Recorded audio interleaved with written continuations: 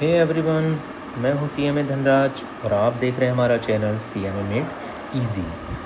आज हम लोग बात करने वाले हैं, जैसा कि मैंने बात की थी आपसे लास्ट लेक्चर में, कि हम लोग फंडामेंटल्स ऑफ अकाउंटिंग पढ़ेंगे, जिसमें मैं सबसे पहले स्टार्ट कर रहा हूँ स्टडी नोट 4, जो कि है fundamental of cost accounting. Sir आप यहाँ से क्यों स्टार्ट कर रहे हैं? आपको फर्स्ट स्टडी नोट से स्टार्ट करना चाहिए। गाइस, कुछ लोग ऐसे भी होते हैं, कुछ स्टूडेंट जिन्होंने इससे पहले जो 12th में कॉमर्स नहीं लिए रहते, यानी कि वो नॉन कॉमर्स या कॉमर्स के अलावा PCM या PCB बैकग्राउंड से भी होते हैं, तो उन बच्चों को दिक्कत आती है अकाउंट्स पढ़ने में। तो हम यहाँ पर कॉस्टिंग स्टार्ट कर रहे हैं, और ये कहीं ना कहीं CMA का कोर सब्जेक्ट भी होता है। वो अलग बात है कि आपको यहाँ पर इसका वेटेज 20 मार्क्स का है, बट ऐसा नहीं है कि ये इम्पॉर्टेंट नहीं है। गाइस, आपको एक चीज़ मैं बता दूँ कि ये जो सब्जेक्ट है आपका, इसमें आपको थोड़ा सा पढ़कर बहुत अच्छा मार्क्स आपको मिल जाएगा। यहाँ पर आपको मैं जैसा कि बता चुका हूँ कि आपको स्टडी मटेरियल पर 100% रिलाय करना है। गाइस, अगर आप चाहते हो ना कि आप अच्छे मार्क्स स्कोर करो, 70+ मार्क्स स्कोर करना चाहते हो, तो कहीं से आपको एक्स्ट्रा पढ़ने की ज़रूरत नहीं है। आपका स्टडी मटेरियल बहुत अच्छा है, और इंस्टीट्यूट भी चाहता है कि एक स्टूडेंट हमारे मटेरियल की रिस्पेक्ट करे।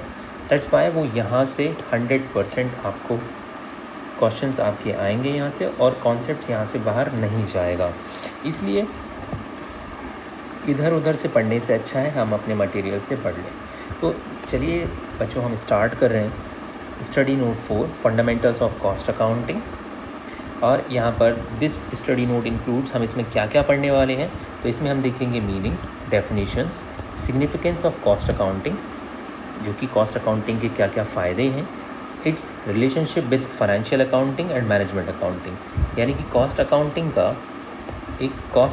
का क्या रिलेशन है किसके साथ, फाइनेंशियल अकाउंटिंग जो कि CA देखता है, और मैनेजमेंट अकाउंटिंग, इनके साथ क्या रिलेशन है। वैसे तो हमारा जो CMA है, इसमें 2 वर्ड इंपॉर्टेंट है, कॉस्ट एंड मैनेजमेंट। तो मैनेजमेंट अकाउंटेंट भी कहीं ना कहीं CMA को मैनेजमेंट अकाउंटेंट भी कहा जाता है। तो चलिए हम यहाँ पर ये चीज़ें भी देखेंगे। क्लासिफिकेशन ऑफ कॉस्ट, जो कि हमारा मेन पोर्शन है, जहाँ पर हम न्यूमेरिकल्स क्वेश्चन देखेंगे। फॉर्मेट ऑफ कॉस्ट शीट, जो कि बहुत इंपॉर्टेंट है। ये मान के चलिए कि हर साल जो 2 अटैम्प्ट आपके जून और दिसंबर अटैम्प्ट होता है, उसमें फॉर्मेट कॉस्ट शीट का एक क्वेश्चन आता ही आता है। तो ये हम न्यूमेरिकल में देखेंगे। लेकिन जो यहाँ की थ्योरी है वो ज़्यादा इंपॉर्टेंट है, किस जगह पर, जब आप MCQ सॉल्व करेंगे। तो अगर मैं क्वेश्चन पेपर की बात करूं, तो यहाँ पर क्या 12 मार्क्स के आपके MCQs हैं, और 8 मार्क्स का आपका एक क्वेश्चन है, जो आपको चॉइस मिलेगी 2 में से 1 करना है। तो चलिए स्टार्ट करते हैं मीनिंग एंड डेफिनेशंस। तो ऑरिजिन कहाँ से हुआ? देखिए गाइस, कोई भी ऑर्गेनाइजेशन हो, अगर वो चाहता है ना कि वो अपने प्रॉफिट को मैक्सिमाइज़ करे, तो उसके लिए ज़रूरी होगा कि वो, अगर वो चाहता है कि प्रॉफिट मैक्सिमाइज़ करना चाह रहा है वो, तो उसको ज़रूरी होगा कि वो कॉस्ट को रिड्यूस कर ले। अगर कॉस्ट को रिड्यूस नहीं करता है तो प्रॉफिट मैक्सिमाइज़ करना इतना आसान नहीं होता है, क्योंकि आज की डेट में अगर हम सेल्स प्राइस अगर हम इंक्रीज़ करते हैं तो प्रॉफिट बढ़ सकता है, लेकिन मार्केट में बहुत सारा कंपटीशन होने की वजह से अगर हमने सेल्स प्राइस बढ़ा दी, तो हो सकता है हमारी ओवरऑल जो सेल होगी वो हमारी कम हो जाएगी, और फाइनली हो सकता है हमको लॉस भी हो जाए। तो अच्छा होगा कि हम कॉस्ट को कंट्रोल कर लें। कॉस्ट एक बहुत इम्पॉर्टेंट रोल क्रिएट करती है किसी भी मैनेजमेंट में, किसी भी ऑर्गेनाइजेशन को आगे बढ़ाने के लिए। अगर आपकी कॉस्ट कंटिन्यूसली आप कम कर रहे हो, इसका मतलब है आप कंटिन्यूसली अपने रेवेन्यू को बढ़ा रहे हो। तो इसलिए कॉस्ट एंड मैनेजमेंट अकाउंटेंट की ज़रूरत आज की डेट में, हम जिस 2020 में हम बात कर रहे हैं, बहुत ज़्यादा इम्पॉर्टेंट रोल क्रिएट कर रहा है एक CMA, एक मैनेजमेंट में। इसीलिए पहले हमारे इंस्टीट्यूट का जो नाम था वो ICWI होता था, अभी देखा होगा आपने ICMAI हो गया। पहले बोलते थे कॉस्ट एंड वर्क अकाउंटेंट, अब आपको बोलते हैं कॉस्ट एंड मैनेजमेंट अकाउंटेंट। तो कहीं ना कहीं मैनेजमेंट में बहुत इंपॉर्टेंट रोल क्रिएट करने लगा है एक CMA। इसलिए कॉस्ट बहुत इंपॉर्टेंट होती है वैसे तो चलिए आगे देखते हैं। ऑल टाइप्स ऑफ बिजनेस, चाहे कोई भी बिजनेस हो, वेदर सर्विस और मैन्युफैक्चरिंग और trading, require a cost accounting to track their activities. हर एक ऑर्गेनाइजेशन, वो चाहे किसी भी फील्ड का हो, वो चाहे सेवा प्रदान कर रहा हो या कुछ बना रहा हो या कुछ सेल कर रहा हो, बेच रहा हो, खरीद रहा हो या बेच रहा हो, वो अपनी एक्टिविटीज़ को ट्रैक करने के लिए कॉस्ट अकाउंटिंग ज़रूर करता है। Cost accounting has long been use to help managers understand the cost of running a business. एक मैनेजर के लिए बहुत यूज़फुल होती है कि वो बिजनेस को रन करने की कॉस्ट क्या आ रही है। अगर हमको बिजनेस की रन करने की कॉस्ट ज़्यादा आ रही है, रेवेन्यू कम आ रहा है, तो मैनेजर डिसीजन लेते हैं कि बिजनेस को शट डाउन कर दिया जाए या डाइवर्सिफाई कर दिया जाए, या तो बिजनेस को बंद कर दिया जाए या बिजनेस को किसी दूसरे बिजनेस में हम लेके चलते हैं। तो modern cost accounting originated during the industrial revolution, when the complexities of running the large scale businesses lead to development of the system of recording and tracking the cost to help business owners and managers make decisions। अगर हम बात करें तो costing की ज़रूरत कहाँ से पड़ी, तो हम कहते हैं इसका जो जन्म है, कहा जाता है कि जब वर्ल्ड वॉर हुआ, तो वर्ल्ड वॉर के टाइम पर हमारे पास जो रिसोर्सेज थे, यानी जो संसाधन थे, वो बहुत ही कम थे। रिसोर्सेज बहुत हमारे पास कम थे और हमारे पास जो उनकी यूटिलिटीज़ थी या वांट्स थी वो बहुत हाई थी, वो जो हमें उनकी ज़रूरत थी वो बहुत ज़्यादा थी। इस सिचुएशन में हमको बहुत सारे लोगों ने अपने जो एक्सपर्ट्स थे उनको कहा कि किस तरीके से हम कम से कम, इसको कहते हैं कम से कम इनपुट पर ज़्यादा से ज़्यादा आउटपुट लेना चाहते हैं। तो इस प्रोसेस में हम कॉस्ट अकाउंटिंग हमारे लिए एक इम्पॉर्टेंट रोल क्रिएट करती है कि किस तरीके से कम लगाकर ज़्यादा से ज़्यादा हम लोग अर्न कर सकें या प्रॉफिट अर्न कर सकें। फिर हमारा नेक्स्ट क्या है, इन the early industrial as most of the cost incurred by the business were what modern accountants call variable cost. आजकल देखा जाए तो जो सबसे बड़ा रोल है एक बिजनेस में, अगर हम बात करें तो एक ऑफिस है, तो ऑफिस का हो सकता है रेंट जो हो ना, ऑफिस का रेंट 5,000 है, लेकिन बाकी जो अदर एक्सपेंसेस की अगर बात की जाए तो हो सकता है 50,000 होगा। तो आज की डेट में सबसे बड़ा जो रोल है वो किसी भी बिजनेस में वेरिएबल कॉस्ट का है, ना कि फिक्स कॉस्ट का। और वेरिएबल कॉस्ट के रिगार्डिंग हम आगे एक मैनेजमेंट जो हम मार्जिनल कॉस्ट कंसेप्ट पढ़ेंगे, पूरा का पूरा बेस्ड ऑन वेरिएबल कॉस्ट होता है, because they varied directly with the amount of production. यानी हम जितने बड़े लेवल पर प्रोडक्शन करेंगे वेरिएबल कॉस्ट उतना ज़्यादा होगा। Money was spent on labour, raw material, power to run a factory etcetera in direct proportions to the productions. Manager could simply total variable cost for a product and use this as a rough guide to decision making process। तो कोई भी एक rough guide हमको जो मिलता है, वो जो मैनेजर होता है वो जनरली वेरिएबल कॉस्ट से लेता है, ना कि फिक्स कॉस्ट। यानी कि हमारी जो ऑफिस का रेंट है गाइस, वो तो 5,000 रुपये है। ये हमारे लिए डिसीजंस लेने में ज़्यादा हेल्पफुल नहीं होगा, क्योंकि ये तो समझ में आ रहा है कि हम ऑफिस यूज़ कर रहे हैं तो लग रहा है। यहाँ पर जो डिसीजंस हमारा जो मैनेजर जो डिसीजन लेगा वो कहीं ना कहीं अदर एक्सपेंसेस, या जिनको हम कहते हैं वेरिएबल एक्सपेंसेस के बेसिस पर लिया जाता है, और इन्हीं वेरिएबल एक्सपेंसेस को हम मेज़र करते हैं जनरली मार्जिनल कॉस्ट में। तो मार्जिनल कॉस्ट टोटली जो फंडा है वो किस चीज़ के लिए है कि किसी बिजनेस को रन करना है या नहीं करना है, इसके रिगार्डिंग रहता है।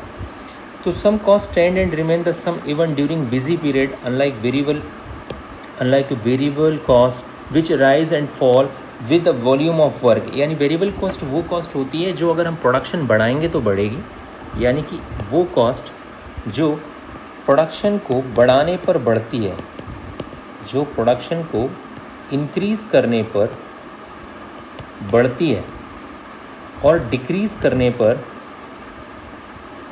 कम हो जाती है। वो कॉस्ट जो अगर प्रोडक्शन इंक्रीज़ करोगे तो बढ़ रही है और अगर डिक्रीज़ कर रहे हो तो कम हो रही है, उसको हम बोलते हैं जनरली वेरिएबल कॉस्ट। ये वेरिएबल कॉस्ट का मतलब होता है जो पर यूनिट कांस्टेंट होती है। कैसी होती है गाइस? पर यूनिट कांस्टेंट होती है, बट ओवरऑल चेंज होती है। और फिक्स कॉस्ट का क्या होता है? मैं ये आपको कुछ एडवांस में कॉन्सेप्ट बता रहा हूँ।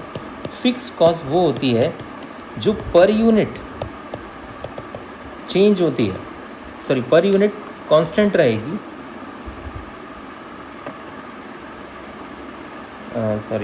पर यूनिट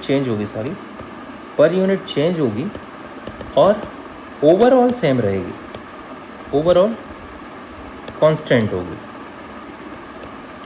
सर ऐसे कैसे, कुछ एग्जांपल देके समझाइए। फॉर एग्जांपल मैं एक रॉ मटेरियल को ले लो गाइस। अगर आप 10 kg खरीदते हो एट द रेट 5 रुपीज़ पर केजी, तो अगर आप 20 किलो खरीदोगे तब भी रेट यही रहेगा।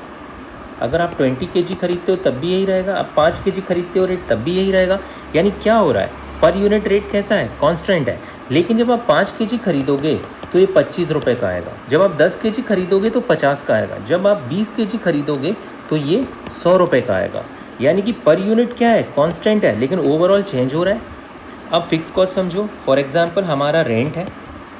अगर हम रेंट की बात करें तो पर यूनिट चेंज होगा। कैसे होगा, अगर फॉर एग्जांपल मेरे पास एक शॉप है जिसका रेंट, या मान के चलो मेरे पास एक रूम है और जहाँ पर मैं ट्यूशन लेता हूँ। मेरे पास एक रूम है जहाँ पर मैं ट्यूशन लेता हूँ और जिसका किराया यानी कि भाड़ा है 5,000 रुपये। अगर मेरे पास एक स्टूडेंट आता है पढ़ने, तो बताओ कितनी कॉस्ट होगी मुझे उसको पढ़ाने की, 5,000। लेकिन वहीं अगर 10 स्टूडेंट आ जाते हैं तो पर यूनिट कॉस्ट कितनी आ जाएगी, अब 500 हो जाएगी। 100 अगर स्टूडेंट आ जाते हैं उसी जगह तो पर यूनिट कितना आ रहा है, 50।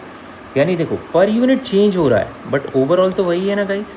यानी एक लेवल पे जाके वो चेंज होगा। हाँ ऐसा एक रूम की कैपेसिटी हो सकती है। अब हो सकता है कि उसकी कैपेसिटी 100 स्टूडेंट है, लेकिन अब मुझे अगर 101 बार स्टूडेंट आया तो हो सकता है मुझे दूसरा रूम किराए पे या भाड़े पे लेना पड़ेगा, जिसकी कॉस्ट अलग से आएगी। लेकिन हम कहते हैं जनरली कि फिक्स कॉस्ट जो होती है पर यूनिट चेंज होती है बट ओवरऑल कांस्टेंट रहती है, और वेरिएबल कॉस्ट जो होती है वो पर यूनिट क्या होती है, कांस्टेंट होती है और ओवरऑल चेंज होती रहती है। तो मैनेजर जो डिसीजन लेते हैं जनरली वो किस कॉस्ट के बेस पर लेते हैं, जनरली सबसे ज़्यादा जो डिसीजन लिए जाते हैं वो वेरिएबल कॉस्ट को ध्यान में रख के लिए जाते हैं, क्योंकि ये वो कॉस्ट होती है जो ओवरऑल बिजनेस को एक्सपांड करने पे बढ़ती है और कम करने पर घटती है। लेकिन फिक्स कॉस्ट जनरली फिक्स होती है क्योंकि वो एक लेवल पे जाके बढ़ती है। तो अगर हम बात करें आगे तो यहाँ पर over time these fix cost have become more important to manager. एक लंबे समय के बाद फिक्स कॉस्ट ज़्यादा इंपॉर्टेंट होती है। जैसे कोविड की सिचुएशंस में अभी हमारे लिए जो अगर मान के चलो मैंने वो एक रूम ले रखा है जिसका भाड़ा मुझे देना पड़ रहा है, तो वो लॉन्ग टाइम में हमको फिक्स कॉस्ट कहीं ना कहीं इंपॉर्टेंट होती है कि यार काफ़ी टाइम से वो रूम बंद है लेकिन फिर भी किराया दे रहा हूँ मैं, तो उसे देना चाहिए नहीं देना चाहिए, लॉन्ग रन में सोचते हैं। लेकिन वेरिएबल कॉस्ट अगर वो कोचिंग या मेरा जो रूम है वो मैंने बंद कर दिया तो हो सकता है बिजली का बिल आना बंद हो जाएगा या बिजली का बिल अब शून्य हो जाएगा, लेकिन फिक्स कॉस्ट फिर भी चलती रहेगी। तो लॉन्ग रन में हमको फिक्स कॉस्ट इफेक्ट करती है और शॉर्ट रन में वेरिएबल कॉस्ट। तो एग्जाम्पल्स ऑफ फिक्स कॉस्ट जैसे included the depreciation of plant equipment and the cost of department such as maintenance, tooling, productions control, purchasing, quality control, storage, handling, plant supervision and engineering. In the early 19th century, these costs were is a little importance of most business. However, with the growth of the railroads, steel and large scale manufacturing by the late 19th century, these costs were often more important than the variable cost of the product, and allocating them to a broad range of products lead to bad decisions making. Manager must be understand fixed cost in order to make decisions about production and pricing. अगर long run के हिसाब से देखें तो fix cost आपके decision को effect कर सकती है। जैसे फॉर एग्जांपल अगर मैं एक डिसीजन लूँ कि मैं अगर 5-5 हज़ार रुपये मैं अगर हर साल अगर रेंट देता रहूँगा महीने का, तो मैं 12 महीने में कितना रेंट दूँगा? तो गाइज आप बोलोगे 60,000। मैंने कहा बहुत कम है। लेकिन अगर मैं 10 साल तक इसी अगर रेंट पे अगर मैं उधार रहता रहा तो मुझे एक बड़ा डिसीजन लेना पड़ेगा कि मुझे 6 लाख रुपए का रेंट लग जाएगा, जो कि कहीं ना कहीं एक लॉन्ग रन में मेरे डिसीजन को चेंज कर सकता है कि मुझे ये रेंट पे नहीं लेना चाहिए, मुझे इसे क्या कर लेना चाहिए, एक्वायर कर लेना चाहिए। हो सकता है 6 लाख में आज मुझे मिल रहा हो तो 10 साल के बाद ये चीज़ मेरी हो जाएगी और इसकी प्राइस भी बढ़ जाएगी। तो लॉन्ग रन में फिक्स कॉस्ट हमेशा हमारे डिसीजन को इम्पैक्ट करती है और शॉर्ट रन में क्या इम्पैक्ट करता है, वेरिएबल कॉस्ट। फॉर एग्जाम्पल यहाँ पे एक एग्जाम्पल दे के आपको समझाने की कोशिश की गई है। गाइस कि किस तरीके से हमारी जो cost and management accountant cost को इतना इम्पोर्टेंस क्यों देते हैं।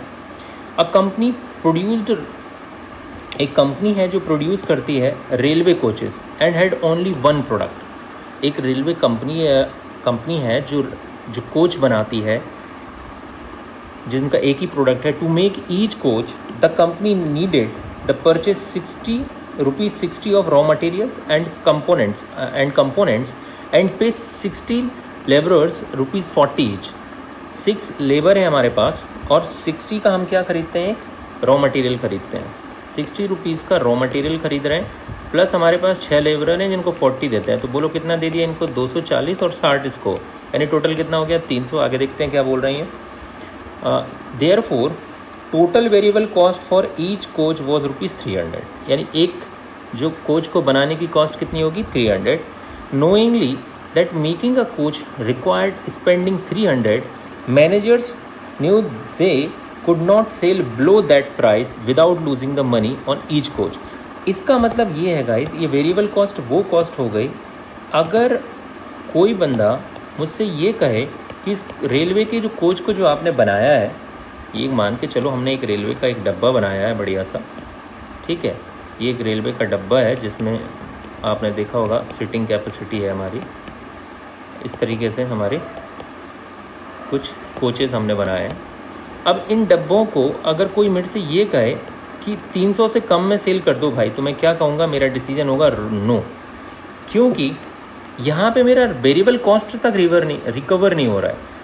हाँ सर, आप बोलोगे सर हमने जो जहाँ पर ये बन रहा होगा कोच, वहाँ हमारे पास एक बड़ी सी कोच फैक्ट्री होगी, बिल्कुल होगी, यस। तो सर फिर तो हमको 300 क्या, फिर इसका रेंट भी देना पड़ रहा होगा। देखो मैंने क्या कहा, शॉर्ट रन में आप ऑलवेज देखोगे कि क्या हमारी वेरिएबल कॉस्ट रिकवर हो रही है कि नहीं।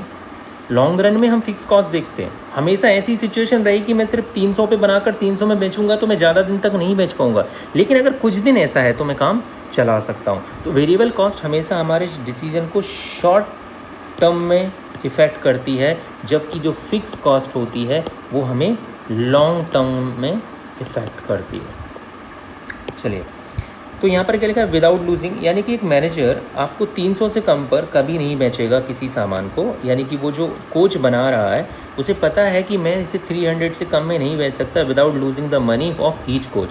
Any price above 300 become a contribution to the fix cost of the company. If the fix cost were say 1000 per month for rent and insurance and owner salary, देखो यहाँ पे rent की discuss किया जा रहा है। यानी कि अगर वो 300 से ऊपर 1 रुपये भी अगर मुझे मिल रहा है, यानी 300 से ज़्यादा अगर मुझे 1 रुपये भी मिल रहा है गाइस, तो ये पैसा मुझे कंट्रीब्यूट करेगा किस चीज़ के लिए। अगर मान के चलो 310 रुपये में ये चीज़ बिक रही है, तो ये 10 रुपये है, अब इससे रिकवर शुरू होना होता है फिक्स कॉस्ट। यानी वेरिएबल कॉस्ट के बाद से कोई चीज़ अगर रिकवर होती है तो वो होती है फिक्स कॉस्ट। तो the company could therefore sell 5 coaches per month. यहाँ पर एक एस्टिमेट लिया है कि वो कंपनी जो है वो कितने कोच बेच सकती है, 5 coach per month for the total of 3000, price at 600 per coach, और 10 coaches for the total of 4500, price 450 coach. अब कंपनी के पास 2 ऑप्शन है कि वो या तो क्या कर सकता है, 3000 के रेट पर, 3000 जो पर मंथ टोटल 3000, अगर वो 600 के अगर रेट पर बेचता है तो वो 5 कोच बेच सकता है। और अगर वो चाहता है कि 10 कोच या इससे ज़्यादा बेचे तो उसको किस रेट पर बेचने पड़ेंगे, 450 के रेट पर। तो हम यहाँ पर बात करें कि कौन सा केस हमारे लिए ज़्यादा वैल्यूएबल होगा। तो देखिए गाइस, यहाँ पर अभी हम यहाँ पर सॉल्व करके देखते हैं कि हमारे पास अगर हम 600 के रेट से बेचते हैं तो हमारे पास 5 ही बिक रहे हैं। कितना बिकेगा, जैसे कि रिटेलर करता है वो महंगा बेचने का सोचता है, लेकिन वहीं पर एक सिंधी एक बनिया होता है तो वो ये दिमाग लगाता है कि 450 के रेट में मैं अगर 10 बेच देता हूँ तो मुझे कितना आ रहा है ओवरऑल, 4500। तो आप खुद बताओ, यहाँ पर सस्ता ज़रूर बेच रहे हो आप, लेकिन ओवरऑल 1500 एक्स्ट्रा तो कमाई हो रही है ना। तो मैनेजमेंट जो होता है वो हमेशा इसी चीज़ पर काम करता है। होलसेलर कभी ये नहीं देखता कि मुझे पर यूनिट कितना बच रहा है, होलसेलर क्या देखता है, मुझे ओवरऑल कितना बच रहा है। तो हमें एक मैनेजमेंट को ये डिसीजन लेना रहता है कि हमें ये नहीं देखना है कि ज़्यादा में बेचना है। 600 पर बिल्कुल बिक रहा है, 5 कोच भी बिक जाएंगे, लेकिन गाइस यहाँ पर आप देखिए कि आप यहाँ पर अगर आप 600 के रेट में बेचते हैं तो आपके पास सिर्फ 5 ही कोच बिक पाएंगे, जबकि अगर आप 450 के रेट पे बेचते हो तो आप 10 कोच बेच सकते हो, जो कि हमको 1500 का एक्स्ट्रा रेवेन्यू देंगे। तो हमेशा एक मैनेजर जो डिसीज़न लेता है वो ओवरऑल में लेता है, ना कि आप रिटेल के हिसाब से। ओवरऑल में हमको बेनिफिट होना चाहिए, क्योंकि देखो फिक्स रेंट तो लग ही रहा है।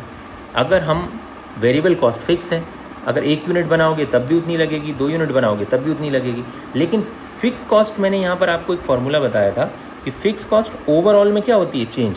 जितना ज़्यादा आप प्रोडक्शन प्रोड्यूस करोगे उतनी कॉस्ट आपकी कम हो जाएगी। इसीलिए मैनेजमेंट हमेशा एक कॉस्ट एंड मैनेजमेंट अकाउंटेंट का ये इंपॉर्टेंट रोल रहता है कि वो कंपनी को डिसीजन दे कि कंपनी को बेनिफिट किस तरीके से होगा। अगर कंपनी को वो 1 रुपये भी बचा के दे देता है अगर उसके डिसीजन से, तो उसकी वैल्यू है। लेकिन अगर उसके आने से कंपनी का उल्टा लॉस हो रहा है और वो अगर प्रॉफिट कंपनी को पैसा बचा के नहीं दे सकता, तो CMA की कोई वैल्यू नहीं है किसी कंपनी। इसीलिए CMA का इम्पॉर्टेंट रोल होता है, जो इस तरीके के वो डिसीज़न लेता है।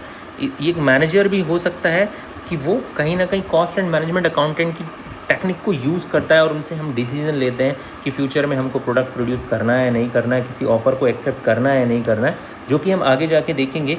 Marginal accounting, evolution of cost accounting की बात कर लेते हैं गाइस। इवोल्यूशन कहाँ से हुआ? Every modern business has to make its way through keen competitions, uncertainty and risk. हर एक बिजनेस में ये सब चीज़ें होती हैं। कॉम्पिटिशन है ही, अनसर्टेनिटी, अनिश्चितताएँ बहुत सारी हैं, रिस्क जोखिम बहुत सारे हैं। तो अगर देखा जाए तो quick changes in social and economic environment also create impact upon the business. अब जो एक तेज़ी से रैपिडली, जो बहुत तेज़ी से जो चेंजेस आ रहे हैं, परिवर्तन आ रहे हैं, हिंदी मीडियम वाले स्टूडेंट परेशान ना हो। अगर उन्हें कुछ भी ऐसी चीज़ लगती है कि सर ये क्या कह रहे हैं आप, तो आप कमेंट बॉक्स में कमेंट करके बता सकते हैं। शुरुआत में हमसे कुछ गलतियाँ होंगी, उनके लिए मैं तहे दिल से सॉरी कहता हूँ। लेकिन अगर आपको कहीं भी गलतियाँ लगती हैं तो आप कमेंट बॉक्स में कमेंट करके ज़रूर बताइएगा और अगले वीडियो में हम उनको सुधार ज़रूर करेंगे। तो तेज़ी से आने वाले जो क्विक चेंजेस हैं in social and economic environment also create impact upon the business. ये आज की डेट में आप देखो, जैसे कि अगर मैं बात करूँ तो जियो इतना क्यों फल फूल रहा है। जियो ने ओवरऑल ही देखा, उसने ये नहीं देखा कि मैं एक डिस्ट्रिक्ट में कितना कमा रहा हूँ, एक स्टेट में कितना कमा रहा हूँ, उसने देखा मैं इंडिया में कितना कमाऊँगा। उसने इंडिया को टारगेट किया, ना कि किसी स्टेट, किसी सिटी, किसी डिस्ट्रिक्ट। उसने इन चीज़ों को टारगेट नहीं किया। इसीलिए चेंज आजकल हम सोशल और इकोनॉमिक एनवायरनमेंट बहुत तेज़ी से चेंज हो रहा है और यहाँ पर कॉस्ट एंड मैनेजमेंट अकाउंटेंट का रोल और तेज़ी से बढ़ता चला जा रहा है। तो यहाँ पर changes in political outlook of the government of the country also required adjustment in the business policies. Thus modern business becomes more and more complex in nature. तो जितना कॉम्प्लेक्स होता चला जा रहा है उतनी हमारे कॉस्ट एंड मैनेजमेंट अकाउंटेंट की इंपॉर्टेंस बढ़ती चली जा रही है गाइस। इन ओल्ड टाइम्स अगर हम बात करें तो business concerns were small in size, बहुत छोटे छोटे होते थे। There was no keen competition, पहले कॉम्पिटिशन होता ही नहीं था। Necessity of adjustment in the business outlook due to the changes in social, economic and political outlook was rare and the owners of the business could maintain personal contact with the business and gather all the information relating to the business whatever necessary. पुराने लोग जो होते थे बहुत ज़्यादा मिलजुल के रहते थे, भेदभाव नहीं होता था, एक दूसरे से इन्फॉर्मेशन शेयर करते थे। आजकल तो इन्फॉर्मेशन शेयर करना मतलब पाप हो गया है। अगर आपने इन्फॉर्मेशन शेयर कर दी, आपने सीक्रेट शेयर कर दिए तो क्या होगा, वो कंपनी आपसे पहले अपना प्रोडक्ट बना देगी। तो ये सारी चीज़ें पहले नहीं होती थी, आजकल ये चीज़ें बहुत ज़्यादा होने लगी हैं। तो the present day business is big in size and complex in character and is under कीन कंपटीशन। आज कंपटीशन कहते हैं गला काट प्रतियोगिता, यानी रेड ओशियन में हम लोग हैं जहाँ पर एक दूसरे को काटने के लिए लोग खड़े हुए हैं। So information relating to the business in detail, appropriate management policy on the basis of detailed information and proper executions of such policies can only bring about the success. तो हम कह सकते हैं एक अच्छी पॉलिसी, अच्छी नीतियाँ, उन नीतियों का सही तरीके से एग्जीक्यूशन यानी पालन ही हमको क्या कर सकता है, एक ऑर्गेनाइजेशन को सक्सेस या सफलता दिला सकता है। तो as the successful treatment of the sick person often requires various pathological informations, the successful management of the modern business require various informations regarding the business The traditional financial accounting fails to furnish all the information necessary for the managing and modern business successfully. हम कह सकते हैं एक सही information ही किसी organisation को सही तरीके से रन करने में आपकी हेल्प कर सकती है. Thus, as a branch of financial accounting, cost accounting has evolved and made rapid progress during the last few decades. अगर पिछले कुछ दशकों में देखा जाए तो कॉस्ट अकाउंटिंग का रोल बहुत तेज़ी से बढ़ रहा है, as well as financial accounting के साथ साथ कॉस्ट अकाउंटिंग का रोल तेज़ी से बढ़ता चला जा रहा है, क्योंकि आज जो कंपटीशन है उसमें कंपटीशन में कहीं ना कहीं एक अच्छा मैनेजमेंट ही टक्कर ले पा रहा है, ना कि एक अच्छा financial accounting. Financial accounting guys past की अकाउंटिंग करता है, लेकिन कहीं ना कहीं कॉस्ट अकाउंटिंग फ्यूचर के बारे में होती है, जिससे हम कह सकते हैं हमारे आगे के स्टेप्स, आगे के डिसीजन क्या होंगे उनके बारे में हम सोच सकते हैं. तो this branch of accounting with the developing techniques and procedures has been rapidly expanding in the fields of application. In recent year, another aspect of accounting called management accounting has been developed and been employed in many concern. ठीक है, आज अभी कुछ सालों से देखा जा रहा है कि मैनेजमेंट अकाउंटिंग बहुत तेज़ी से हर एक कंपनी में बहुत तेज़ी से इंपॉर्टेंट रोल क्रिएट कर रही है.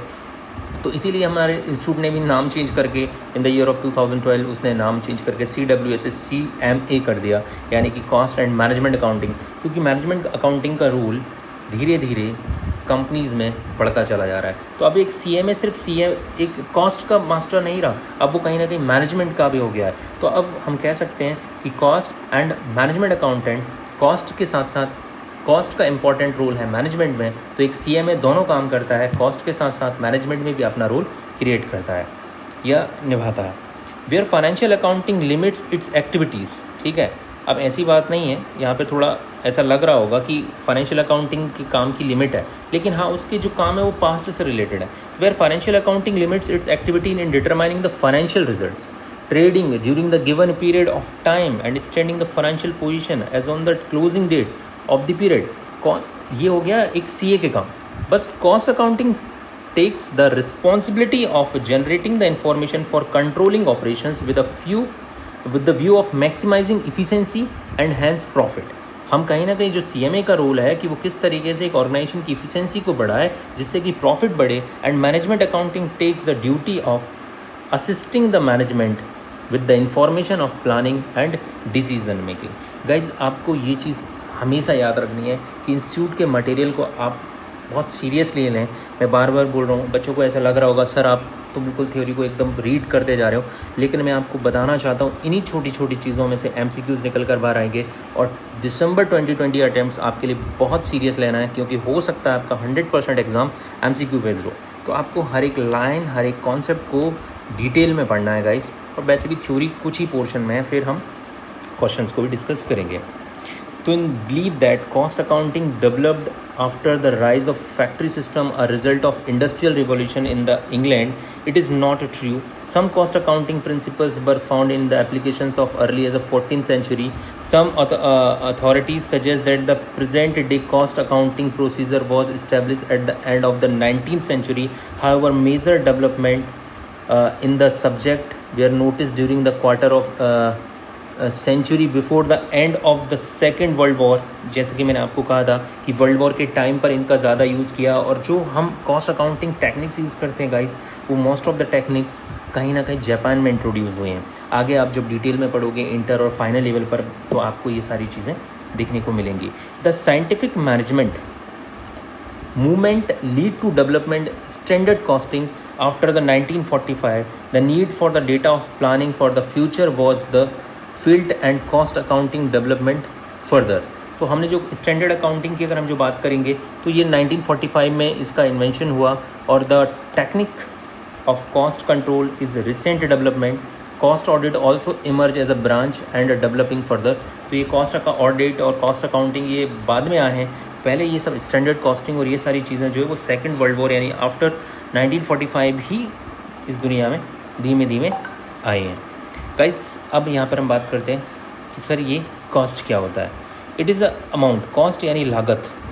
तो कॉस्ट का मतलब होता है जो हमने अपनी जेब से लगाया किसी सर्विस या किसी प्रोडक्ट की मैन्युफैक्चरिंग में.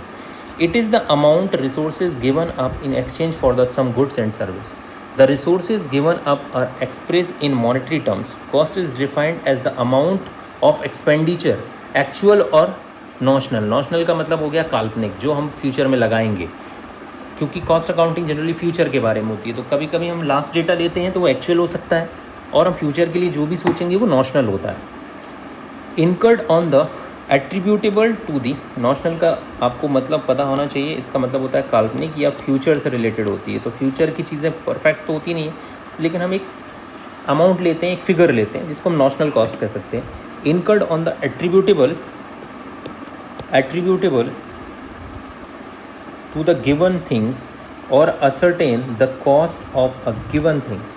The cost of an article consists of actual, outgoing or ascertained charges incurred in the production and sale. किसी भी उत्पाद को बनाने में हमारी जेब से लगा हुआ पैसा या खर्चा कॉस्ट कहलाता है. Cost is a generic terms and it is always advisable to qualify the word cost to show the exactly what it means, that is prime cost, factory cost, sunk cost. हम आगे जब cost sheet पढ़ेंगे तो वहाँ पर आपको ये चीज़ें देखने में मिलेंगी. Cost is also different from values, as cost is measured in terms of money, where is value is measured in terms of usefulness. जैसे वैल्यू का मतलब क्या होता है, हम किसी चीज़ को जब यूज़ करते हैं तो उससे मिलने वाली उपयोगिता वैल्यू होती है. लेकिन यहाँ पर जब कॉस्ट की बात करते हैं तो इसे हम मनी में वैल्यू करते हैं. और यूटिलिटी ऑफ एन आर्टिकल, तो वैल्यू का मतलब होता है यूजफुलनेस या यूटिलिटी, जबकि हम कॉस्ट का मतलब होता है इन टर्म्स ऑफ मनी. कॉस्टिंग का मतलब क्या होता है गाइस? कॉस्टिंग का मतलब किसी चीज़ की लागत निकालना. कॉस्ट का मतलब लागत और कॉस्टिंग का मतलब लागत निकालना. Costing is a technique and process of ascertaining cost. ये एक प्रोसेस है जिससे हम लागत निकालते हैं.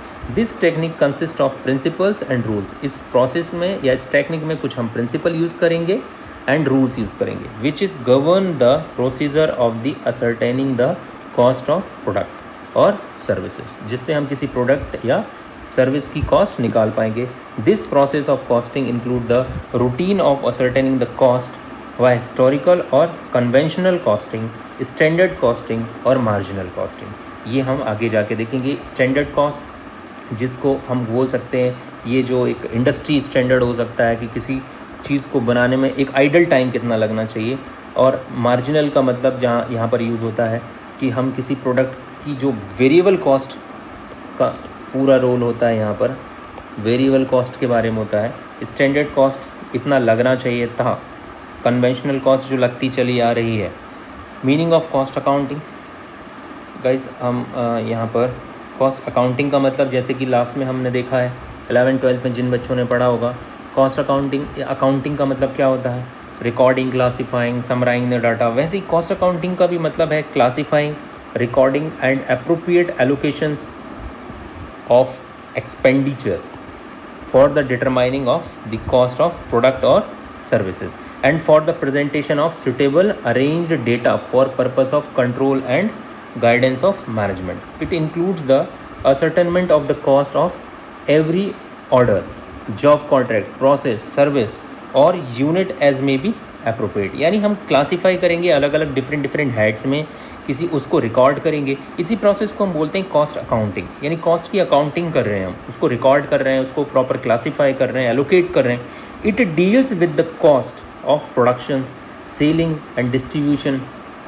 It is thus the provision of such analysis and classification of expenditure as will enable the total cost of any particular unit of production or services to the ascertained with the reasonable degree of accuracy and the same time of disclose exactly how such total cost of constituted. यानी overall हम देखते हैं total cost कितनी आएगी, उसको हम classify करते हैं, रिकॉर्ड करते हैं और फिर ओवरऑल टोटल कॉस्ट निकालते हैं. That is the value of material use, the amount of labour and the other expenses, यानी overheads incurred, so as the control and reduce, ताकि हम क्या कर सकें, खर्चों को हम लिमिटेड कर सकें और कम कर सकें, कंट्रोल कर सकें, नियंत्रण कर सकें. Thus cost accounting relates to the collections, classification, ascertainment of cost and its accounting and control relating to the various elements of cost. It establishes budgets and standard cost and actual cost of operations. Process. Department of product and the analysis of the variance, profitability, variance का calculations करना, profitability का calculation करना, and social use of funds. Accounting to according आएगा यहाँ पर, according to Kohler, cost accounting is the branch of accounting dealing with the classification, recording, allocation, summarising and reporting the current and prospective cost. यानी बिल्कुल financial accounting की definition की तरह है, but यहाँ पर हम जो रिपोर्टिंग कर रहे हैं और वो किसकी कर रहे हैं, कॉस्ट के बारे में कर रहे हैं। तो कॉस्ट अकाउंटिंग क्या हो जाएगी गाइस, यहाँ पर कहीं ना कहीं प्रोस्पेक्टिव कॉस्ट की रिकॉर्डिंग, एलोकेशन, समराइजिंग, क्लासिफिकेशन वगैरह है।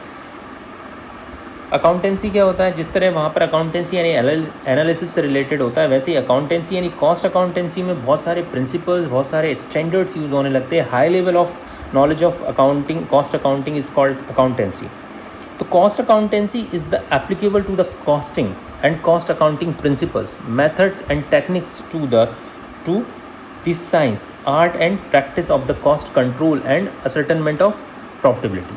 It includes the presentations of information derived therefrom the purpose of managing the decision making. Thus cost accountancy is the science as well as arts. Science क्यों है, क्योंकि इसके कुछ certain principles हैं, और art क्यों है, बिकॉज ये डिपेंड करते हैं हर एक पर्सन के ऊपर।